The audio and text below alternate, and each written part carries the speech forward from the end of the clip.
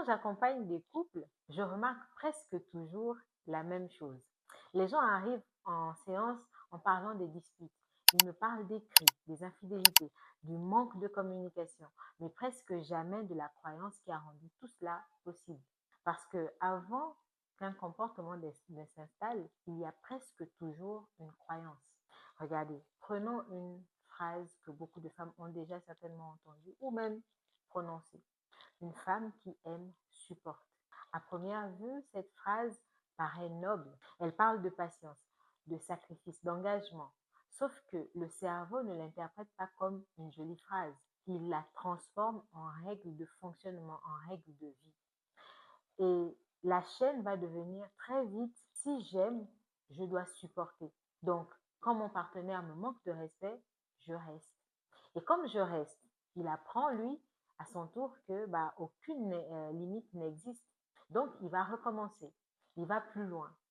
Et plus il va loin, plus ma blessure d'abandon est réactivée. Et je vais conclure que je ne compte pas. Et c'est ici que les neurosciences deviennent vraiment passionnantes. Parce que notre cerveau adore économiser son énergie. Et donc, pour cela, il crée des raccourcis mentaux. Enfin, on appelle cela des schémas automatiques. Une croyance fonctionne exactement comme un programme informatique. Dès qu'une situation ressemble à quelque chose que votre cerveau connaît, il ne réfléchit presque plus. Il exécute simplement le programme. Regardez. Imaginez que votre cerveau possède une application appelée Une femme qui aime supporte. Chaque conflit ouvre automatiquement cette application. Vous ne choisissez même plus votre réaction. C'est votre croyance qui choisit à votre place. Et beaucoup de personnes pensent qu'il suffit de décider.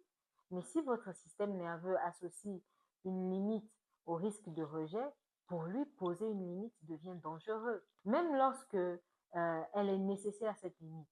Ce n'est donc pas seulement un problème de volonté, c'est aussi un problème de sécurité intérieure. C'est vraiment systémique. Alors, comment faire pour sortir de là? La première chose, c'est identifier la croyance.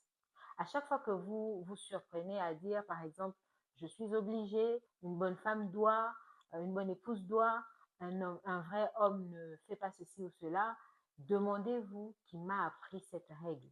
Est-elle vraie ou simplement familière? La deuxième chose, c'est de créer une nouvelle règle. Remplacez les croyances qui vous détruisent par des croyances qui protègent vos relations. Par exemple, la croyance une femme qui aime supporte peut devenir une femme qui aime sait aussi poser des limites. Parce qu'une limite n'est pas une preuve de manque d'amour. C'est souvent même une preuve de respect. Nous croyons souvent que notre partenaire est notre plus grand problème. Pourtant, il arrive que notre véritable adversaire soit une phrase entendue il y a 20 ou 30 ans et que nous continuons d'appliquer sans jamais l'avoir remise en question.